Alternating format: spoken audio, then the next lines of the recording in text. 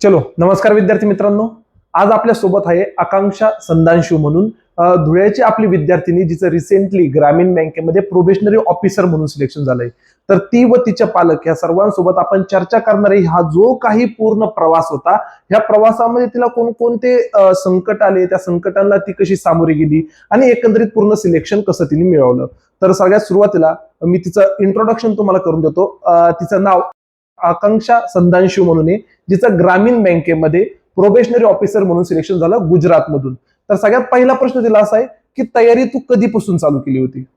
Sir तसं बघायला गेलं तर मी अचिव्हर्स बॅच 5 पासून चालू केली होती, पण ओके. त्यानंतर मी MSc ला ऍडमिशन घेतलं. ओके. मग तेव्हा बॅच माझी कंटिन्यू झाली नाही, कारण की तेव्हा स्टडी पण होता आणि त्यानंतर हा अभ्यास दोघं मेंटेन होणं थोडं डिफिकल्ट होत होतं. तर मग त्यामुळे मी विक्टर बॅच 6 जॉईन केली. मग त्यानंतर त्या बॅच मध्ये मी माझं सिलेबस कम्प्लीट केलं सर. पण हे असा डबल निर्णय का बरं घेतला होता? म्हणजे बँकिंग सोबत सोबत MSc पण का? म्हणजे बँकिंगला तर काही अशी अट नाहीये की तुमचं पोस्ट ग्रॅज्युएशन असावं म्हणून. हो सर, तसं तर बँकिंगला MSc गरजेचं नाहीये. पण फॅमिली म्हणत होती की MSc झालेलं बरं, की पुढे जाऊन चांगलं असतं बुवा, की आपण जर MSc केलं तर पुढे त्यांना असं वाटतं की प्रमोशन लवकर मिळतं किंवा पुढे कोणत्या डिफिकल्टीज नाही आहेत. ओके. पण मग आता MSc करत असताना तुला असं कुठं जाणवलं नाही का थोडंसं बँकिंग करत काही काळ का होईना दुर्लक्ष झालं म्हणून? ऍक्च्युली सर झालं असंच होतं की MSc कॉलेज मला रेग्युलर करावं लागायचं. तर मग कॉलेज रेग्युलर असल्यामुळे कॉलेजचाही प्रेशर असायचा, कारण की रेग्युलर या, अटेंडन्स द्या असं. तर मग त्यामुळे कुठेतरी असं व्हायचं की बँकिंगला जो मिनिमम 10-12 तास जो स्टडी लागतो रोजच्या दिवसाभरातला, ओके. तर तो दिला नाही जायचा सर. तर मग त्यामुळे होतं असं की MSc करता करता बँकिंग करणं नियरली थोडं इम्पॉसिबलच झालं होतं. पण तरी मी बॅच कंटिन्यू करायचं ठरवलं आणि परत विक्टर बॅच 6 ला ऍडमिशन घेतलं. म्हणजे आजचोर्स बॅच 5 नंतर विक्टर बॅच 6 ला ऍडमिशन हो घेतलं. हो बॅच आता आजचोर्स बॅच 5 ही ऑनलाईन होती की ऑफलाईन होती? सर अचिव्हर्स बॅच मी पुढे पहिले 10-12 दिवस ऑफलाईन केलं. बर. मग त्यानंतर MSc करायचं होतं, त्यामुळे मी परत माझ्या गावी गेली, म्हणजे धुळ्याला गेली. तर तिथून मग ऑनलाईनच केलं सर. ओके. म्हणजे विक्टर बॅच 6 पण तू ऑनलाईनच केली आणि आजचोर्स बॅच 5 पण तू ऑनलाईनच कंटिन्यू केली. हा एक विद्यार्थ्यांच्या मनामध्ये न्यूनगंड असतो किंवा भरपूर विद्यार्थ्यांना असं वाटतं की ऑनलाईन स्टडी आम्ही करतोय. आता प्रत्येकाची ही परिस्थिती नाहीये का तो इथं येऊन तयारी करू शकतो. तर हे असं खरंच काही प्रॉब्लेम येतो का? ऑनलाईन ऑफलाईनचा काही प्रॉब्लेम असतो का? सर पहिले मला पण असं वाटायचं की ऑनलाईन करण्याऐवजी जर मी ऑफलाईन केलं तर मे बी माझं पण सिलेक्शन लवकर होईल का. बरं. पण त्यामुळे मला असं वाटतं की इथे यावं आणि इथे येऊन करावं, कारण की टीचर्स समोर असतात, टीचर्स राहतात, तर मग त्याचा इम्पॅक्ट असतो कुठेतरी. पण मग नंतर मी जेव्हा राहुल सरांना भेटायला आली, तेव्हा राहुल सर म्हटले मला की नाही, म्हणजे तू घरून धुळ्यावरून इथं सरांना भेटण्यासाठी आली होती? सरांसाठी म्हणजे सरांना भेटायसाठी आली होती मी. मग सर पप्पांसोबतच आलेली होती मी तेव्हा. मग सर पण म्हटले की नाही, तू घरून जर करू शकत असतील तर मग कर, काही प्रॉब्लेम येणार नाही. तू घरून कंटिन्यू करू शकते, फक्त स्टडी कन्सिस्टंटली करावा लागेल. हा, म्हणजे महत्वाचं असं आहे की अभ्यास करणं गरजेचं आहे. आपण कुठून करतो त्याने काही फरक पडत नाही. म्हणजे ज्यांची खरंच परिस्थिती आहे, जी इथे येऊन राहू शकतात त्यांनी इथे येऊन करावं, पण असं अजिबात नाही का मग घरून केल्यामुळे होत नाही. शेवट तो विद्यार्थी किती प्रामाणिकपणे अभ्यास करतो त्याच्यावर डिपेंड करतो. मग एकंदरीत तुझा स्टडी प्लॅन काय होता किंवा कशा पद्धतीने तू स्टडी प्लॅन करायची? सर माझा विक्टर बॅच MSc मुळे मध्ये गॅप पण पडल्यामुळे कुठेतरी माझी ती प्रॉपर बॅच नाही झालेली. म्हणजे जो बॅच मध्ये होमवर्क होतो, जे क्वेश्चन सॉल्व्ह करून होतात, त्यामुळे ते नाही झालं. त्यामुळे मग नंतर मी राहुल सरांना फॉलो करायला लागली. त्यांचे मंथली स्टडी प्लॅन्स, त्यांनी जेवढं मंथली स्टडी प्लॅन मध्ये सांगितलं, जसं की PDF सॉल्व्ह करणं, मेन्सचे टास्क, म्हणजे मेन्सचे टेस्ट, रेग्युलर टेस्ट देणं, मग त्यांनी जसे जसे स्टडी प्लॅन्स दिले तसे मी फॉलो करत गेली आणि मग त्यानंतर झालं, फायनल सिलेक्शन झालं सर. ओके. म्हणजे हा एक अतिशय महत्वाचा मुद्दा असतो की आपण कोणाला तरी फॉलो केलं पाहिजे ज्यांना ह्या सेक्टर मधलं नॉलेज आहे, ह्या सेक्टर मधला मोठा अनुभव आहे. आता तिचे 2 अनुभव सांगितले. म्हणजे ती ऑफलाईन करण्यासाठी वडिलांसोबत इथं आली होती, पण तेव्हा पण राहुल सरांना भेटली, तेव्हा पण राहुल सरांना सांगितलं की नाही, जर तुम्ही ऑनलाईन करताय तर ऑनलाईन करा, तिने काही प्रॉब्लेम येणार नाही, तुझं फायनल सिलेक्शन होईल. तेव्हा एकदा सरांचं ऐकलं आणि पुन्हा ऑनलाईन कंटिन्यू केलं. सोबत मंथली स्टडी प्लॅन जे प्रत्येक महिन्याच्या 1-2 तारखेला राहुल सर तुम्हाला युट्यूबला जे मंथली स्टडी प्लॅन देतात त्याच्यात पूर्ण महिन्याचा प्लॅन देतात की ह्या महिन्यामध्ये कशा कशा पद्धतीने आपल्याला तयारी करायची, कोणत्या बॅचेसच्या विद्यार्थ्यांनी काय काय करायचंय, जुन्या विद्यार्थ्यांनी एकंदरीत काय करायचे, नंबर ऑफ एक्झाम कोणकोणत्या असतील, त्याच्या डेट कोणकोणत्या असतील, या सगळ्या गोष्टी असतील. म्हणजे ह्या सगळ्या गोष्टी जर तुम्ही प्रामाणिकपणे समजून घेतल्या, शिकून घेतल्या तर सिलेक्शन होणं काही अवघड नाही. फक्त आपल्याला गायडन्स असलं पाहिजे कोणत्या ना कोणत्या गोष्टीचं किंवा कोणत्या ना कोणत्या व्यक्तीचं ज्याला खरंच या सेक्टर मधला अनुभव आहे. मग जेव्हा तू सुरुवात केली होती, आता आपण धरूया की व्हिक्टर बॅच 6 पासूनच सुरुवात केली, तर मग कसं केलं, म्हणजे सगळे लेक्चर्स करून त्याची प्रॉपर प्रॅक्टिस करायची, प्री मेन सोबत केलं की कशा कशा पद्धतीने तू पुढे गेली? सर विक्टर बॅच 6 नंतर माझ्या पुन्हा एक्झाम्स होत्या, त्यामुळे मध्ये परत गॅप पडला होता 4 मंथचा. ओके. पण त्याच्यानंतर मग मी ठरवलं की मला बँकिंगच करायचंय प्रॉपर. मग मी 2024 मध्ये पासआउट झाल्यानंतर मग मी पूर्ण प्रॉपर बँकिंगकडे शिफ्ट झाली. मग सरांनी सांगायचं की जसं की आपले मेन्सचे जे काही टेस्ट आहेत त्या रेग्युलर बेसिसवर द्यायच्या आणि तुमचे जीएचे लेक्चर्स होते ते केलेच. आणि सोबत कन्सिस्टंट राहिली की रोज जे काही अभ्यास आहे तो प्रॉपर स्टडी राहायला पाहिजे. दिवसभराच्या आत जे काही स्टडी प्लॅन मध्ये सांगितलेले ते कम्प्लीट व्हायलाच पाहिजे, झालंच पाहिजे आणि गॅप नाही पडू द्यायचा मग त्यानंतर एकदा पण. मग मी मोस्टली मेंटरशिपच्या 100+ PDF सॉल्व्ह केलं ऑफलाईन पहिले आणि मग त्यानंतर मेन्सच्या टेस्ट द्यायला सुरुवात केली. मी ते सरांना विचारलं होतं की सर मी 100+ PDF सॉल्व्ह केले आहेत तर मग मी मेन्सच्या आता टेस्ट देऊ शकते का? तर सर म्हटले होते की हो दे. मग मी तेव्हापासून मेन्सच्या टेस्ट द्यायला सुरुवात केली. मग त्यामुळे माझं असं नाही झालं की पर्सेंटाईल कमी येणं किंवा एकदम मार्क्स कमी किंवा त्याच्यामुळे पण आपला खूप वेळा कॉन्फिडन्स डाऊन होऊन जातो की मार्कच येत नाही खूप वेळा. पण माझी एक ऑफलाईन चांगली प्रॅक्टिस झालेली होती तोपर्यंत. मग त्यानंतर मी जेव्हा टेस्ट द्यायला लागली मग माझा रँक इतका काही कमी नाही आला, पर्सेंटाईल पण मेंटेन राहिला. मिनिमम किती पर्सेंटाईल याचं बरं, एक ॲव्हरेज पर्सेंटाईल? सर मी स्टार्टिंगला जेव्हा चालू केलं तेव्हा 70% 70% पर्यंत येत होतं, मग हळूहळू ते ग्रो होत होतं. आता जर तू टेस्ट दिली आता किती पर्सेंटाईल? सर आता 90+ 90+ होतं. मी काय विद्यार्थ्यांना सांगत असतो ती एक गोष्ट, जेव्हा तुमचं पर्सेंटाईल कन्सिस्टंट 90+ जात असेल तर तुमचं सिलेक्शन होत असतं. पण कन्सिस्टंट ईच अँड एव्हरी टेस्टला तुम्हाला 90+ पर्सेंटाईल पडलं पाहिजे किंवा ॲव्हरेज तुमचं पर्सेंटाईल जर 90+ असेल तर कन्फर्म सिलेक्शन होतं. मग हे जे मेंटरशिपच्या PDF आहे किंवा मेंटरशिप प्रोग्राम आहे हा पूर्ण तू फॉलो करायची, बरोबर ना? आणि जो डेली टास्क दिलेला आहे तो डेली टास्क कम्प्लीट झाला पाहिजे. म्हणजे आपल्या पुढं सिलेक्शन जर पाहिजे असेल तर हे टार्गेट असलं पाहिजे की नेमकं मला उद्या काय करायचंय, मला आदल्या दिवशी माहित असलं पाहिजे की माझं उद्याचं दिवसभराचं टार्गेट हे अशा पद्धतीने आहे आणि अशा पद्धतीने मी तयारी करत होते. तर अजून सोबत जर आपण विचार केला इकडे तुझं आता सिलेक्शन झालंय, सगळ्या गोष्टी झाल्या, तुला काही बदल जाणवतो का? म्हणजे सिलेक्शनच्या अगोदर सिलेक्शन नंतर थोडस सगळ्याच गोष्टींमध्ये थोडासा बदल असतो?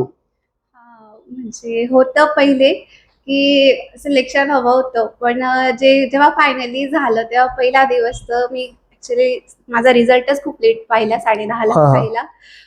त्यामुळे पहिल्या दिवशी तर सगळ्यांना कॉल केले, पण सेकंड डे म्हणजे कालचाच दिवस होता, सगळ्यांचे कॉंग्रॅच्युलेशन्स. त्यानंतर खूप म्हणजे फरक असतो. पहिले तर मला बिलीव्हच होत होतं की खरंच मी पास झाले का? मी खरंच झाले, फायनल सिलेक्शन झालंय माझं. पण नाही, नंतर मग झालं की अरे हा झालं. मग त्यानंतर मग इथे यायचं होतं की सरांना भेटू, सरांना थँक्यू. म्हणजे आज तू फक्त सरांना भेटण्यासाठी आली होती का? ज्या शिक्षकांमुळे मी पास झाले किंवा ज्या शिक्षकांनी मला शिकवलं, आजपर्यंत मी त्यांना ऑनलाईन पाहिलेलं होतं किंवा एवढं भेटणं नव्हतं झालेलं, मग आज येण्यामागचं एकमेव रिझन होतं की आपण सरांना भेटावं, त्यांना अप्रिशिएट करावं की मी आज सक्सेस झाले. एक महत्वाचा मुद्दा अजून असा होता, तू तर महाराष्ट्रातून आहे पण तरी तू फॉर्म गुजरात मधून भरला, तर हे डिसिजन कसं घेतलं होतं? मी जेव्हा सुरुवातीला म्हणजे महाराष्ट्राच्या जागा आल्या तेव्हा थोडी कन्फ्युज होती. 100 जागा होत्या महाराष्ट्राला, खूपच कमी होत्या की काय करावं. कारण की 100च जागा आणि कॉम्पिटिशन म्हटलं तर खूपच जास्त. आणि त्यानंतर मग मी सरांकडे आली, इकडे भेटली सरांशी, थोडस विचार राहुल सरांशी. तर त्यांनी सांगितलं तू गुजरात मधून फॉर्म भर, तुम्हाला बॉर्डरला येतं जवळ. हो बरोबर, धुळ्यापासून गुजरात हे खूप जवळ आहे. आणि सिलेक्शन झालं तर मग चांगलं आहे. मग मी तो निर्णय जो काही घेतला तो बरोबर ठरला आणि आज माझं फायनल सिलेक्शन. कितीची लीड होती बरं तुला? मेन्सला किती मार्काची लीड होती? सर मला 25 मार्काची 25 मार्काची लीड होती. गुजरातचा कट ऑफ किती मार्कचा लागला? 59 सर. 59? हो 50. नाही मेन्सचा नाही, ओव्हरऑल कट ऑफ 44 ओबीसीचा आहे हा, आणि मला 50 मार्क्स आहे. 50 मार्क आहे तुला, हो, म्हणजे भरपूर 50% मोठे मार्क आहे. हो. 25 मार्काची लीड पण होती. जनरलचा कट ऑफ. ओके, मग इंटरव्ह्यू कशा पद्धती, म्हणजे आता भरपूर मुलं जे गुजरातमधून फॉर्म भरतात, तुमचा इंटरव्ह्यू मराठीत झाला, हिंदीत झाला का गुजरातीमध्ये झाला?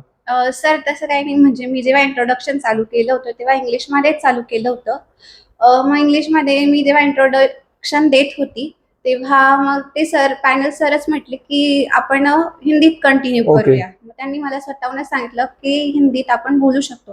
त्यामुळे तिथे लँग्वेज बॅरियर नव्हतंच. आपण हा. आपल्याला जे सुटेबल वाटेल त्या लँग्वेज मध्ये बोलू शकतो. लँग्वेजमध्ये बोलू शकतो. मग माझा पूर्ण इंटरव्ह्यू हिंदीमध्ये हिंदीमध्ये झाला. आणि सोबत पॅनल पण एवढं काही स्ट्रिक्ट फ्रेंडली असतं पॅनल, friendly म्हणजे होतं. सपोर्टिव्ह हो, असतं हो. तुम्हाला. आणि त्यानंतर इंटरव्ह्यू झाल्यानंतर मग तिथे पॅनल मध्ये एक सर चाळीसगावचेच होते, हा हा हा, जे की धुळ्यातच येतं. ओके. तर मग त्याच्यानंतर त्यांनी मला स्वतःहून सांगितलं की मी चाळीसगाव म्हणजे चाळीसगाव चाळीसगाव बिलॉंग मधलं. करतो हा, हा. असं. तर मग होते की तिथे ऑलरेडी आहेत जे लोक भरपूर बँकिंग सेक्टरमध्ये जे आपल्या महाराष्ट्रातले आहे. ते करताय बो तिथे बँकिंग मध्ये काम, हो. फील्ड मध्ये आहेत. मग असं नाहीये की आपण गेलो तर तिथे आपल्याला एक्सेप्ट केलं जाणार नाही किंवा लँग्वेज मुळे काहीतरी मग भरपूर barrier विद्यार्थी जे पास होतात तिकडून जॉब करतात. हो करतात सर, आहेत. मग काय काय प्रश्न विचारले बरं इंटरव्ह्यू मध्ये, काय आठवतात का तुला? सर पहिले तर इंट्रोडक्शन झालं, त्यानंतर मला माझ्या नावाचा मिनिंग विचारला. हा, आकांक्षा नावाचं मिनिंग काय आहे? हा. हा, तर मग नावाचं मिनिंग विचारला. त्याच्यानंतर मग माझं शिक्षण कुठून झालंय, काय झालेलं आहे त्याच्यावर विचारलं. मग माझ्या शिक्षणाबद्दल जास्त विचारलं. हम्म. आणि त्यानंतर मग बजेट विचारलं थोडं, की बजेट काय होतं ते. हा. कारण की आदल्याच दिवशी बजेट झालेलं होतं सर. 1 तारखेला बजेट झालं, तो 2 तारखेला इंटरव्ह्यू हो होता. बरोबर. हा, हा. 2 तारखेला माझा इंटरव्ह्यू होता. मग थोडं बजेटवर 1-2 प्रश्न विचारलेत मला. मग माझं झालेलं होतं की आदल्याच दिवशी तुमचं लेक्चर होतं. मग हा, तेव्हा आपण 1 तारखेला रात्रीच लेक्चर घेतलं हो, होतं बजेट. रात्री 9 वाजता लेक्चर झालेलं हो, हो. होतं तुमचं. मग तेव्हा मी लेक्चर बघितलं होतं ते आणि त्याच्यानुसार प्रॉपरली आन्सर तयार केलं होतं की म्हणजे काय काय बोलता येऊ शकतं. आणि तुमच्या लेक्चर मध्ये जे पॉइंट्स काढता आले त्या हिशोबाने मग मी सांगितलं त्यांना तसं की बजेटबद्दल जेवढं काही त्यांनी मला विचारलं ते प्रॉपर सांगितलं मी. त्यानंतर मला बाकी माझ्या म्हणजे मी धुळ्यातून बिलॉंग करते, मग तिथल्या आजूबाजूच्या गोष्टी काय विचारल्या. Okay, okay. इंटरव्ह्यू झाला सर. आता मध्यंतरी प्री निघत नव्हती तेव्हा पण तू सरांकडे आली होती, आपण आता बोलत होतो तसं. मग तेव्हा काय केलं होतं, म्हणजे प्री निघत नव्हती, थोडीशी डिमोटिवेट वगैरे झाली होती? भरपूर मुलं असतात ज्यांची प्री निघत नाही, काही मुलं असतात प्री कायम निघते पण सर मेन्स मधून पास होत नाही, काही मुलं एखाद्या मार्काने अर्ध्या मार्काने इंटरव्ह्यू मधून जातात. मग आता त्या केसमध्ये जशी तुझी प्री निघत नव्हती तेव्हा नेमकं काय केलं होतं? तर मी नंबर ऑफ एक्झाम्स दिल्या आणि म्हणजे बॅक टू बॅक ती प्री फेलच होत होती. माझी प्रीच निघत नव्हती. थोड्या मार्काने नेहमी राहून जात होतं. तर प्री नव्हती निघत. मला असं वाटत होतं की यार प्रीच नाही निघत आहे, मग अजून तर मेन्स आहे, त्याच्यानंतर पुन्हा इंटरव्ह्यू सुद्धा आहे, तर मग कसं काय होईल पुढे. तर मला वाटतं की काहीतरी मिसिंग आहे किंवा काय. तर मग त्यानंतर मी मम्मी सोबत आली होती इकडे. सरांना विचारलं की सर प्री पण नाही निघत आहे तर कसं काय. मग सर मग म्हटले की दिवसाला 2 टेस्ट ते प्रीच्या. तर मग सरांना येऊन भेटली होती तिथं? हो. हा. मग मी त्यानंतर 2 प्रीच्या टेस्ट देत गेली, ओके. जसं सांगितलं तसं. आणि ऑफलाईन पण थोडीफार प्रॅक्टिस चालू केली. मग त्यामुळे बराच फरक पडला. मग त्याच्यानंतर माझ्या सगळ्या प्री पण निघाल्या आणि मेन्स पण दिलाय मी ऑलमोस्ट सगळ्या. आणि फायनल सिलेक्शन पण झालं सर. म्हणजे महत्वाचा मुद्दा म्हणजे असा की आपण इथे येऊन भेटलो पाहिजे, बोललो पाहिजे, आपल्याला जे काही प्रॉब्लेम असेल ते सरांना येऊन भेटलो पाहिजे. म्हणजे आता इथं तिन्ही भरपूर गोष्टी, म्हणजे जसं की गुजरातमधून फॉर्म भरायचा सरांनी डिसिजन दिली, ऑनलाईन करायचं सरांना येऊन भेटलो ते. सर माझी प्री निघत नाही, मी सरांना येऊन भेटलो ते, सरांना विचारलं होतं. तुम्ही सरांना येऊन भेटले पाहिजे, विचार पाहिजे. राहुल सर इथे अवेलेबल असतात, आम्ही इथे अवेलेबल असतो, की तुम्ही त्या गोष्टी विचारल्या गेल्या पाहिजे ना. आता तर मेंटरशिप प्रोग्राम जो असेल तो एकदम नेक्स्ट लेवलला नेऊन ठेवलाय. म्हणजे आता तर हल्ली असं केलंय, सपोज तू कधी आली होती, म्हणजे आता तिथं राहुल सर जी पर्सनल काउन्सिलिंग वगैरे घेतात ते, त्या पर्सनल काउन्सिलिंग मध्ये तू लास्ट टाइम कधी भेटली होती, तेव्हा तुझे प्रॉब्लेम कोणकोणते होते, त्याच्यानंतरची तुझी नेक्स्ट डेट कधी भेटण्याची, मग तुला कोणकोणते सोल्युशन तेव्हा दिले होते, त्याच्यामध्ये काही सुधारणा झाली का, ह्या सगळ्याचं रेकॉर्ड सिस्टीमला असतंय. मग तुमच्या डेट वगैरे, तुम्हाला क्लास कडून कॉल येतो वगैरे, या सगळ्या गोष्टी होतात. फक्त आपण अटॅच राहिलो पाहिजे सरांसोबत वगैरे. आता याच्यानंतर आपण थोडंसं आई वडिलांकडे जाऊया, कारण मी सगळ्यात जास्त अप्रिशिएट करतो ह्या आई वडिलांना, कारण त्यांना दोन्हीही मुली आहे आणि लहानपणापासून त्या मुलींचं पालन पोषण असेल किंवा लहानपणापासून मुलींचं शिक्षण असेल, आता हिचं BSc, त्याच्यानंतर मग MSc मध्ये शिक्षण झालंय, त्याच्यानंतर बँकिंग केली, लहान मुलगी जी सध्या कॉम्प्युटर इंजिनिअरिंग करते. आणि या सगळ्या गोष्टी करत असताना सगळ्यात महत्वाचं म्हणजे दोघेही शिवणकाम करतात आणि शिवणकाम करून दोन्ही मुली शिकवल्या. एवढं प्रॅक्टिकली सोपं नसतं की बाबा नो ती मुलगी मोठी करायची आहे, तिचं शिक्षण करायचंय, त्याला पैसा भरायचा आहे, अजून भविष्यात त्यांचे लग्न करायचे. तर ह्या भरपूर गोष्टी आहे. तर सर्वप्रथम आमच्या सर्वांकडून तुमचे खूप खूप अभिनंदन की तुम्ही खरंच त्या मुली घडवल्या आणि आज लाख रुपये महिन्याची मुलगी ठरली ती. म्हणजे आज ती गव्हर्नमेंटमध्ये अधिकारी झाली, गव्हर्नमेंट बँकेत अधिकारी झाली आणि त्या बँकेचा पगार जर आपण पाहिला तर जवळपास लाख रुपयाच्या आसपास महिन्याला पगार आहे. हा तिची सुरुवात आहे. म्हणजे फ्युचर तर अजून खूप मोठं आहे. असंच लहान मुलीचं पण फ्युचर 100% घडेल. तर मला त्यांच्या आई वडिलांना काही प्रश्न विचारायचे, ह्या सगळ्या गोष्टी करत असताना तुम्हाला कोणकोणते प्रॉब्लेम फेस करावे लागले का? कारण सर्वसामान्य कुटुंबातून आपण येतोय आणि तिथून या मुलींना शिकवायचं, तर खरंच कोणकोणते प्रॉब्लेम फेस करावे लागले? माझा सुरुवातीला तर माझं तिचं 12वी नंतर ऍग्रीला पाठवायचं होतं. ऍग्रिकल्चर करायचं होतं. ऍग्री कशासाठी करायचं होतं की मग तिला बँकिंग क्षेत्रात पाठवायचं. Okay okay. ऍग्रीवाले लवकर पास आउट हा. बँकिंग क्षेत्रात. हो. पण ते एक दिवस आमची शेती असल्यामुळे ते कागदपत्र पूर्ण पूर्तता नाही झाली आणि त्याची डेट चालली गेली. आली तर मग काहीतरी ती- शेतीला मार्क असतात त्याच्यात हो, ऍड केले हो. जातात. हा. तर आली तर ती खूप तिकडं मराठवाड्यात गेली. मग ती हो. नंबर आला तर तिला एवढं अवघड होतं की एवढं लांब नाही पाठवता येत. परभणी विद्यापीठात झालं होतं का? हा हा. मग मी काय पाठवलं नाही. मग म्हणलं परत मग इकडं आपलं सायन्सकडं ऍडमिशन घेऊन पुढे कंटिन्युटी केलं. BSc नंतर परत आम्ही इथं औरंगाबादला येऊन जॉईन करून घेऊ ओके ओके. केलं. माझ्या डोक्यात परत आला की बुवा हिचं MSc परत करून घेऊ. ग्रॅज्युएशन पूर्ण राहिलं तर कधी अडचण येणार नाही. हा हा हा. त्या हिशोबाने मग तिचं MSc परत करून घेतलं आणि मग तिने परत कंटिन्युटी चालू केला अभ्यास आणि आज ती सक्सेस झाली. हा हा. मग आता हे सक्सेस होत असताना वगैरे अजून अशा काही तुम्हाला आठवणार गोष्टी? लहानपणापासूनच हुशार होती की एक मॉडरेट लेवलची मिडल क्लास होती? नाही आधीपासून ते म्हणजे हुशारच आहे. हा हा. पण अडचणी येत असतात कुठेतरी. अडचणी येत असतात. हा, हा हा हा. अडचणी येत असतात पण शेवट चांगला झाला तर सर्व चांगलं म्हणतात. हो. हा. म्हणजे आजचा जो शेवट आहे, म्हणजे आता या सगळ्या अडचणींना सामोरं जाऊन आज ती सक्सेस झाली. म्हणजे आई वडिलांना एवढा आनंद कोणालाच नसतो. म्हणजे आम्ही शिक्षक आहे किंवा अजून तिचे मित्र मैत्रिणी भरपूर लोक असतील, पण सगळ्यात मोठा आनंद आई वडिलांचा असतो, कारण त्यांनी तिला लहानचं मोठं केलेलं असतं. या सगळ्या गोष्टी असतात. तर तुम्ही पण शिवणकामच करतात का? मी पण हा. मग मुलगी तुम्हाला मदत करू लागते किंवा कशा पद्धतीने काय करतात? नाही ती म्हणजे अभ्यास करताना बऱ्याच वेळा ती यायची आणि म्हणायची की मम्मा मी करू लागू का, तू एकटीच करते बुवा. हा हा. कारण मलाही तुला मदत होईल बुवा थोडीशी, मला अभ्यास करावा लागतो त्याच्यामुळे तुला काही करता येत नाही. तर मी तिला म्हणायची बेटा पहिले तू अभ्यास कर, जे आम्ही नाही केलं ना ते तू सक्सेस झाले ना तर आम्हाला खूप खूप आनंद होईल. याच्यातच माझं खूप हे आहे. म्हणून पहिले तू अभ्यास कर. अभ्यास फार महत्वाचा असतो आणि अभ्यास केल्याने पुढे आपली लाईफ सेट होते. त्याच्यामुळे तू फक्त अभ्यास कर. काम काही घरात केव्हाही करू शकतो माणूस. लग्न झाल्यावरही शिकू शकतं, नोकरी करता करताही काम शिकू शकतं. असं काही नाही, फक्त तू अभ्यास कर. हेच माझं महत्वाचं होतं बोलणं तिला. आणि तसंच लहान मुलीने पण माझ्या तसंच केलं. तिलाही फक्त अभ्यासच करायला लावला मी. 12वीला किंवा CETला चांगलेच मार्क्स होते तिलाही. त्याच्यामुळे माझ्या दोघी मुली खूप हुशार आहे आणि त्यांनी करून दाखवलं. याच्यातच मला खूपच आनंद झाला. हे करताना भरपूर म्हणजे अडचणी येत होत्या, पण त्या अडचणी आम्ही दूर केल्या. हो ना. आता प्रत्येक अडचणी असं पण नसतं की मुलांना दिसतील म्हणून, दिसतीलच. दिसायच्या. वाटायचं त्यांना की आपले मम्मी पप्पा काहीतरी कष्ट करताय, शून्यातून उभं करताय सगळं करायच्या, पण तरी केलं, पोरींनी सक्सेस केलं आम्हाला. हा हा. त्याच्यात खूप आनंद झाला आम्हाला. माझं रिझन असं की आधीपासूनच तिला बँकिंग क्षेत्रात टाकायचं होतं. हा हा. एक चांगला मुलीसाठी चांगला जॉब असतो बँकिंग सेक्टर मधला. 10 ते 5 वाजेपर्यंत काम. हा. घर सांभाळून बँकेचं काय म्हणजे असे कंपनी सारख्या नाईटला ड्युटी नसते किंवा शिफ्ट मध्ये ड्युटी नसते. सुट्ट्या मल्टिपल भेटतात बँकेला, सणाच्या सुट्ट्या असतात. म्हणजे उद्या चालून लग्न करून दिल्यानंतर पण ती घर सांभाळून चांगली बँक सांभाळू शकते. परिवार विथ नोकरी करू शकतो. हा. परिवारासोबत सोबत नोकरी करू शकते. हा. पण तिने पण प्रयत्न केले, ती पण सक्सेस झाली. तिने पण वडिलांचं ऐकलं. म्हणजे चला वडील म्हणतो ऍग्रिकल्चर करायचं, मग परभणीला नंबर लागला. मग नको आपण इथंच काहीतरी करू, ते केलं. नको मग आता MSc पण करू, ते पण केलं. नाही आपल्याला बँकिंग करायची. ते पण केलं आणि बँकिंग मध्ये पण ती सक्सेस झाली आणि अशीच लहान मुलगी पण सक्सेस होईल.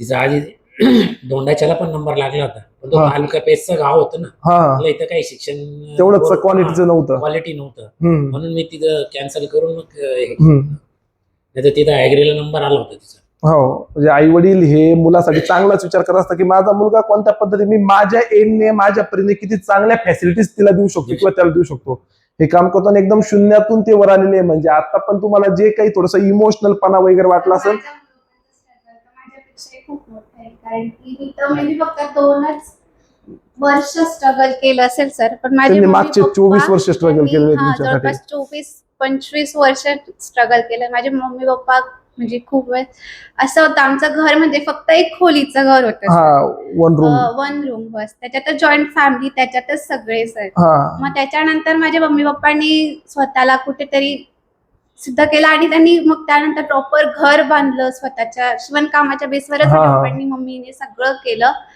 आणि आज आमचं घर आहे व्यवस्थित, जिथे एक हॉल, किचन, 2 रूमचं घर आहे. हा, त्यानंतर पुढे जाऊन पुन्हा मग असं झालं की आमच्या फॅमिली सेपरेट झाल्या, परत पप्पांना शून्यापासून सुरू करायचं होतं, हम्म. दोघांनाही त्यांना.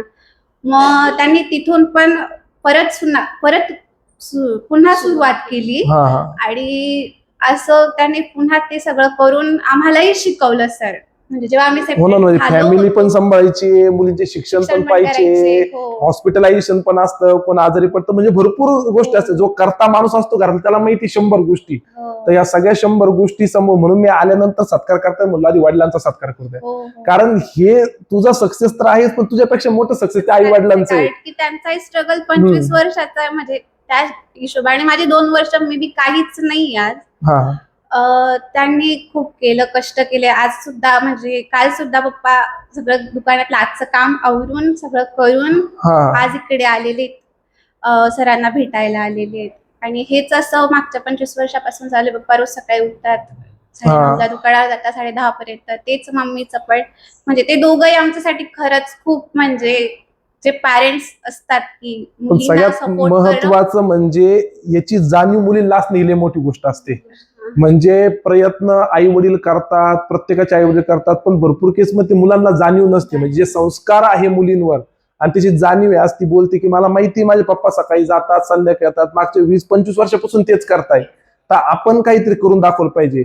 आणि हे जो आज आनंद आहे तुमच्या चेहऱ्यावरचा, हा हजारो कोटीत पण विकत नाही घेता येत. तो आनंद फक्त यशस्वी होऊनच विकत घेता येतो. तर ह्या सगळ्या गोष्टी म्हणजे आज तू यशस्वी झाली, पण तुझ्या सोबत तुझे आई वडील पुन्हा एकदा यशस्वी झाले. हो, तेच. आणि माझ्या सक्सेस मध्ये, माझ्या फायनान्स सिलेक्शन मध्ये कुठेतरी मी म्हणेल की खारीचा वाटा माझा आहे आणि मोलाचा वाटा त्यांचा, आई वडिलांचा आहे. वडिलांचाच आहे. म्हणजे मेनली मी कष्ट केले, पण माझे कष्ट त्यांच्या कष्टासमोर काहीच नाही. हो, म्हणून मी विद्यार्थ्यांना सांगत असतो की आपण हे सगळं करत असताना थोडीशी जाणीव ही आई वडिलांची पण ठेवा. कारण बँकिंग सेक्टरमध्ये येणारा मुलगा, मी तुम्हाला सांगतो, बँकिंग सेक्टरमध्ये येणारा मुलगा हा कोट्याधीशाचा कधीच नसतो. सर्वसामान्याचेच मुलं बँकिंग सेक्टरमध्ये येतात. नाही तर ज्यांच्याकडे खूप मोठा पैसा ते काहीतरी बिझनेस धंदा काहीतरी टाकून देतात, मुलं ते करतात. पण इथं येणारा मुलगा खरंच कष्टकऱ्याचा मुलगा आहे, शेतकऱ्याचा मुलगा आहे, काम करण्याचा मुलगा आहे, सर्वसामान्याचा मुलगा मुलगी आहे.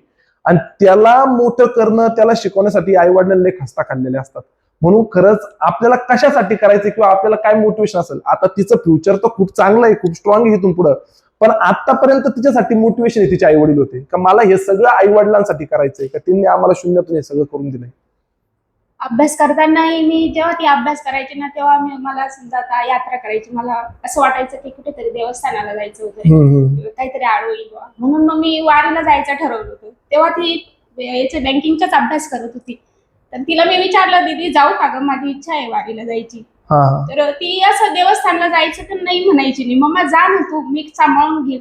तर त्या 2 वेळा मी वारीला गेली 15-15 दिवस. तर त्या वारीच्या वेळेस तिने घरही सांभाळला. म्हणून तुम्ही नसताना तुमच्या मागे पूर्ण घर, कुटुंब, स्वयंपाक वगैरे सगळंच करणं आलं आणि अभ्यासही करत गेली. त्याच्यामुळे मला असं वाटायचं की आपली मुलगी काहीतरी करून दाखवेल आणि हे करेल आणि कुठेतरी देव आडवाईल.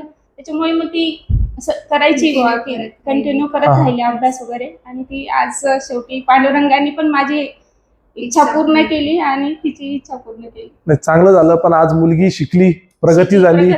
हा, आता भविष्यात अजून ती तुम्हाला भरपूर सपोर्ट करेल, भरपूर मोठी होईल. आणि मुलगी मोठं करणं कम्पॅरेटिव्ह सोपं नसतं. म्हणजे मला फॉर द फर्स्ट टाइम जेव्हा मला मुलगी झाली तेव्हा कळालं. माझी मुलगी अजून 5च महिन्याची, पण जेव्हा मला मुलगी झाली तेव्हा कळलं की बाबा आता इथून पुढचं आयुष्य म्हणजे त्या मुलीसाठी जगायचंय, तिला मोठं करायचंय, तिला सगळं करा, आणि एवढं सगळं करून तिला दुसऱ्याच्या हातात द्यायचंय. हा, तर ही खूप मोठं स्ट्रगल असतं खरं आई बापासाठी. तर पुन्हा एकदा तिच्या आई वडिलांचे पुन्हा एकदा खूप खूप सारथी एज्युकेशन परिवाराकडून खूप खूप अभिनंदन, आणि तुम्ही इथं आल्याबद्दल धन्यवाद.